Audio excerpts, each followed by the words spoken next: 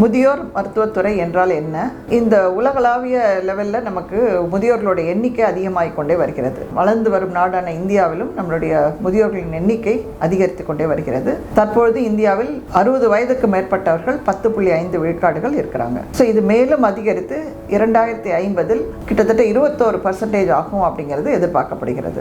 இதுக்கு காரணம் என்னன்னு பார்த்தீங்கன்னா, ஒருவருடைய ஆயுட்காலம், லைஃப் எக்ஸ்பெக்டன்சின்னு சொல்கிறோம் இல்லைங்களா, அது அதிகரித்து கொண்டே வருகிறது. தற்போதைய ஆயுட்காலம் ஒரு சராசரி இந்தியருக்கு 70 வயதாக இருக்கிறது. ஸோ இந்த மாதிரி நிலைமையில் நம்ம ஜீரியாட்ரிக் மெடிசன் அப்படிங்கிற ஸ்பெஷாலிட்டியை வயதானவர்கள் யூட்டிலைஸ் பண்ணிக்கலாம். இந்த ஜீரியாட்ரிக் மெடிசன் என்றால் என்ன அப்படின்னு பார்த்தோம்னா, it's a branch of medicine dealing with the preventive, curative and rehabilitative aspects of the older people. அதாவது it takes care of the physical, mental and the social well-being of the older persons.